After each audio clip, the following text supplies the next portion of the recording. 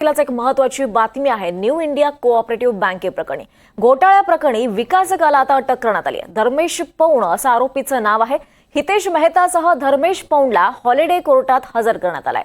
आर्थिक गुन्हे शाखेकडून या दोघांचाही ताबा घेण्याची मागणी आता करण्यात आली आहे। या प्रकरणातील 122 कोटी रुपयांपैकी 70 कोटी रुपये धर्मेशनं घेतल्याचं तपासात समोर आलंय। ईओडब्ल्यूच्या सूत्रानुसार धर्मेशला मे आणि डिसेंबर 2024 मध्ये 1,75,00,000 रुपये आणि मुख्य आरोपी महाव्यवस्थापक हितेश मेहता याच्याकडून जानेवारी 2025 मध्ये 50 लाख रुपये मिळाले आहेत।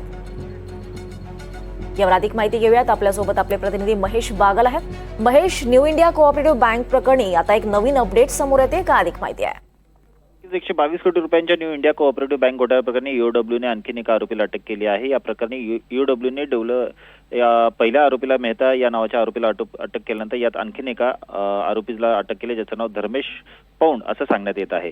122 कोटी रुपयांपैकी 70 कोटी रुपये धर्मेशने घेतल्याचं तपासात समोर आलं आहे आणि त्यानुसार त्याच्यावर कारवाई करण्यात आलेली आहे। मे आणि डिसेंबर 2024 मध्ये 1,75,00,000 रुपये आणि मुख्य आरोपी महाव्यवस्थापक हितेश मेहता याच्याकडून जानेवारी 2025 मध्ये 50 लाख रुपये मिळाल्याचं या आरोपीने कबूल केलेलं आहे।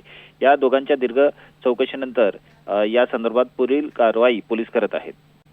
महेश, आर्थिक गुन्हे शाखेकडून दोघांचाही ताबा घेण्याची सुद्धा मागणी करण्यात आली येणार आहे। याबद्दल काय अपडेट्स मिळत आहेत? कोट्यवधी रुपयांचा घोटाळा असल्यामुळे या धागेदोरे कुठपर्यंत पसरले आहे ते तपासणं पोलिसांना आता गरजेचं झालेलं आहे। त्यामुळे या दोघांची आर्थिक गुन्हे शाखेकडून कोठडी मागण्यात येणार आहे। नक्कीच, धन्यवाद महेश, आपण दिलेल्या या सगळ्या सविस्तर माहितीसाठी।